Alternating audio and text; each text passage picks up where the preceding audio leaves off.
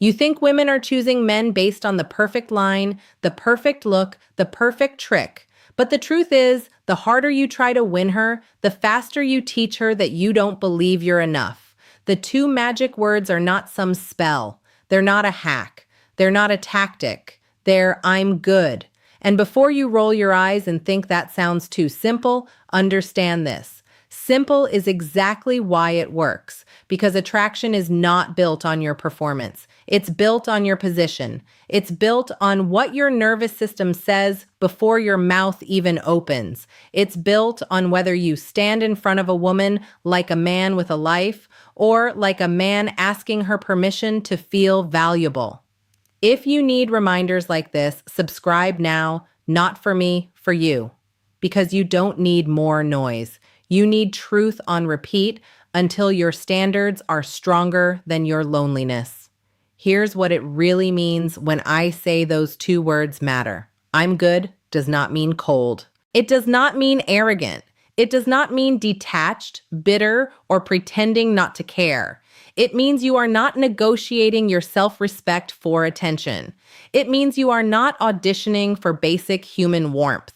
It means you can want a woman without collapsing into need for a woman. That is the difference. And that difference changes everything. Most men get this wrong. They think attraction comes from saying more, texting more, proving more, accommodating more, complimenting more, explaining more. They think if they can just find the exact message, the exact timing, the exact move, then finally she'll see their value. No, if your whole presence says, please pick me so I can feel like somebody, it does not matter how smooth your words are. Desperation with good grammar is still desperation. That's the misconception. The hard truth is this: women are rarely turned off by your imperfections. They are turned off by your dependency, not emotional openness, dependency, not kindness. Dependency, not effort. Dependency. There is a huge difference between showing interest and handing over your spine. And why does this happen? Root cause. Most men were never taught how to build self-respect from within, so they build identity from reaction. A text back gives them a high. A slow reply ruins their day. One compliment makes them feel unstoppable. One rejection makes them question their entire worth. That's not attraction. That's emotional outsourcing. That's called living on borrowed value. So what do? They overinvest early. They flood the conversation.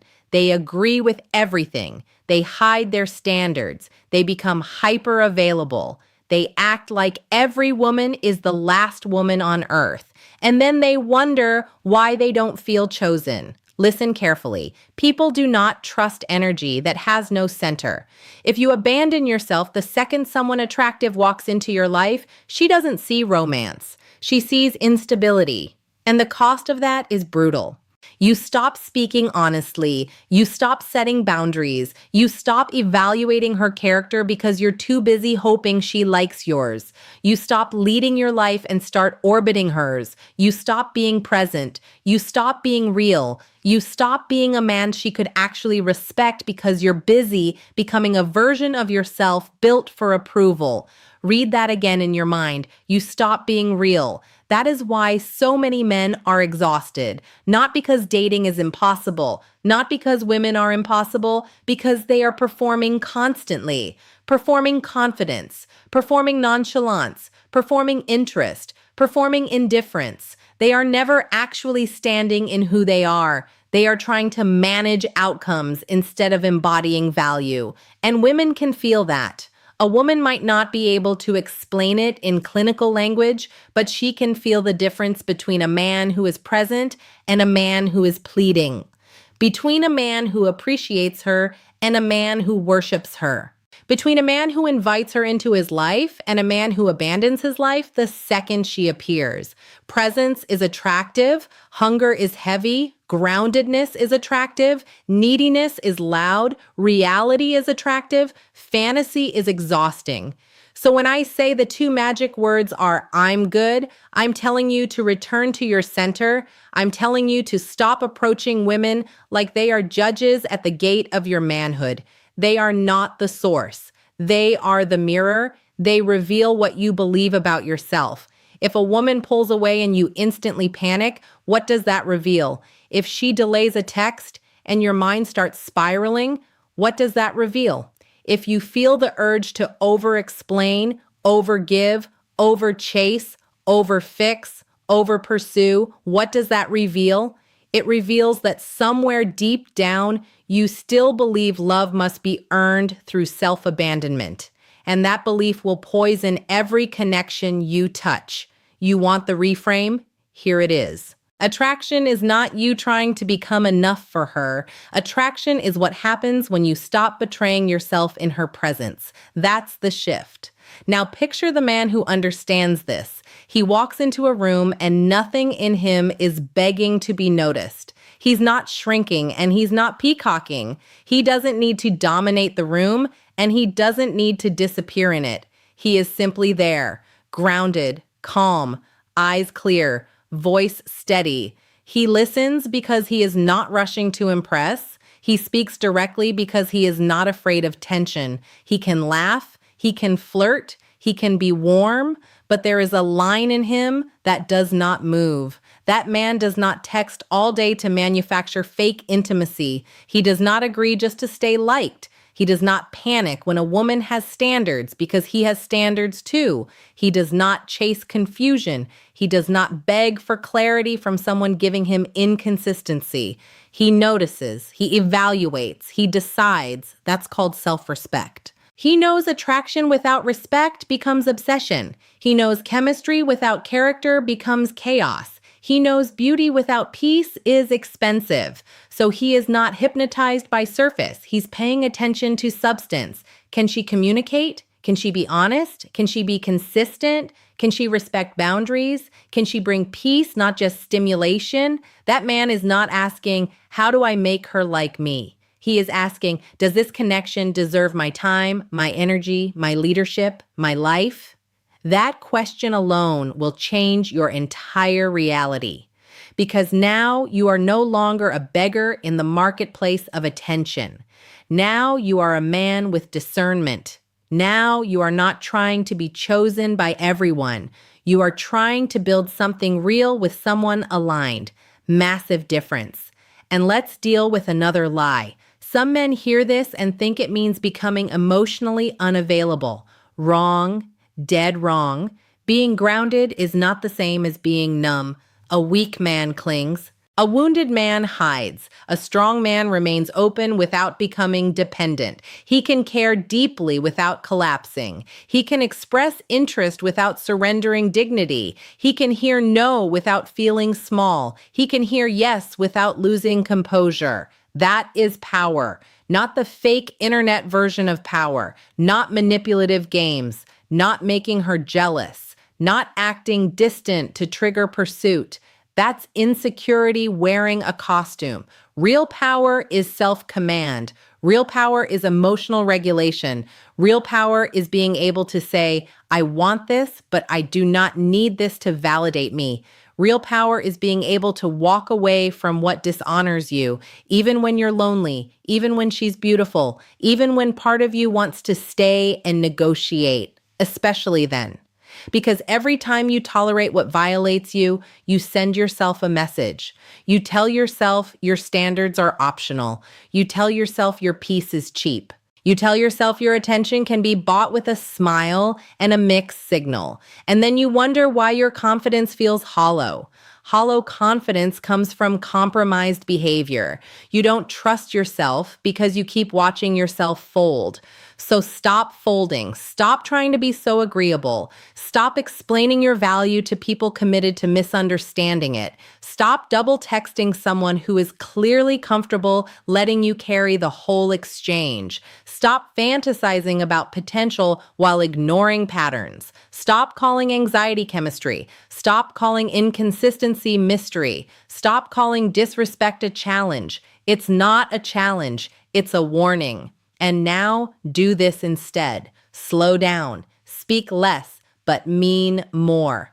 Ask direct questions. Watch how she responds when she doesn't get instant access to all of your energy. Keep your routines. Keep your mission. Keep your body in order. Keep your word to yourself. If she flakes once, note it. If she flakes twice, believe it. If she is warm, be warm. If she is honest, be honest. If she is consistent, meet her there.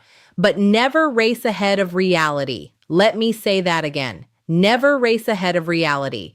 A lot of your pain comes from bonding with the story in your head instead of the woman in front of you. You meet a woman, and within hours, you're already projecting a future, already editing yourself, already fearing loss before anything real has even been built. That's fantasy. That's not connection. Connection deals with what is. Fantasy deals with what you hope she might someday become, and men get trapped there for years. No more. Train yourself to stay with facts. Is she responsive? Is she respectful? Is she reciprocal? Is she emotionally available? Does your life feel more peaceful around her or more chaotic?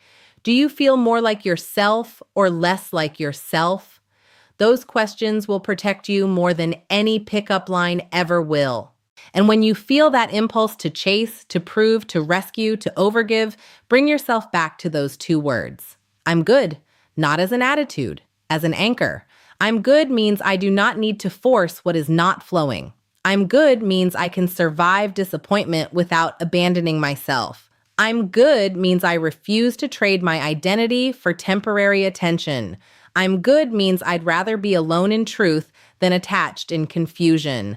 That energy changes your eye contact. It changes your tone. It changes your timing. It changes what you tolerate. It changes the women you attract. Yes, but even more importantly, it changes the man you become while attracting them. Because this is bigger than dating. This is about whether your life has a center. A man without a center will kneel before beauty. A man with a center can appreciate beauty without bowing to it. A man without a center is ruled by impulse.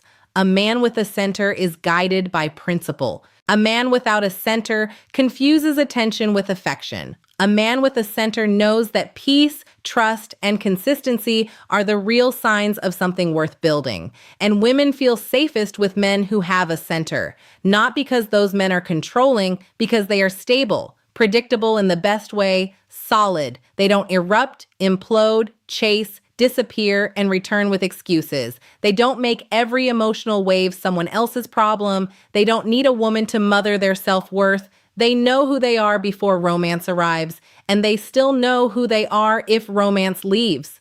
That is rare. That is magnetic. That is the man. He doesn't need to say, I'm an alpha. He doesn't need to posture. He doesn't need to advertise his standards because his behavior does it for him. He can walk away quietly. He can say no cleanly. He can enjoy a woman fully without centering his entire existence around her. He is not playing hard to get. He is hard to move. There's a difference. And you can become that man, not by memorizing clever phrases, by practicing self-loyalty daily. When you say you'll wake up early, do it.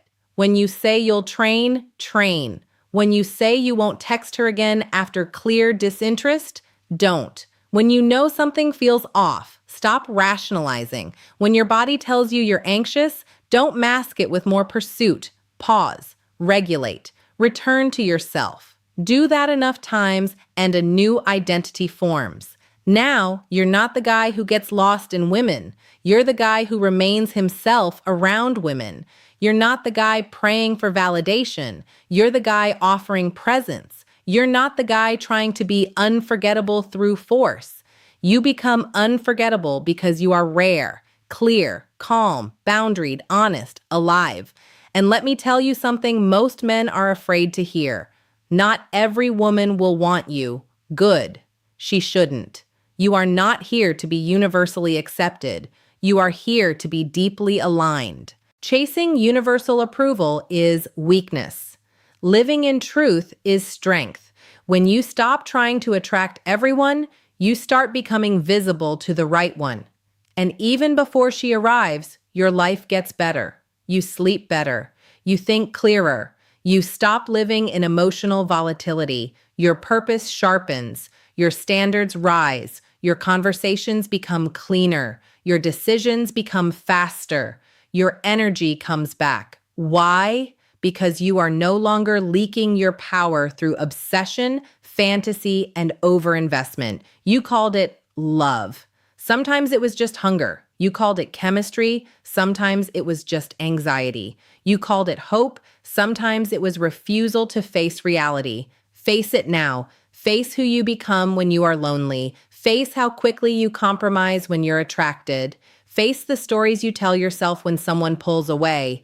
Face the fact that part of your pain is self-created, not all of it. But enough of it that if you finally took responsibility, your life would change fast. That's not blame. That's freedom. Because if you helped create the pattern, you can break the pattern. If you trained yourself into neediness, you can train yourself into steadiness. If you learn to chase, you can learn to choose. If you learn to perform, you can learn to stand still and be seen as you are. That is the work. And yes, it's uncomfortable. Truth usually is. Growth usually is. Self-respect usually costs you your old coping mechanisms before it rewards you with peace. But stay with it, because every time you choose dignity over desperation, reality over fantasy, standards over scrambling, you become a little more dangerous in the best possible way. Not dangerous to women, dangerous to your old weakness, dangerous to your old habits, dangerous to every part of you that thought you had to beg for what should be freely given. So the next time you feel yourself slipping, hear this clearly. You do not need to chase harder. You do not need to impress more. You do not need to twist yourself into some polished character for female approval. You need to come back to your body, back to your breath, back to your standards, back to your mission, back to your truth. Say it. I'm good. I'm good if she likes me. I'm good if she doesn't.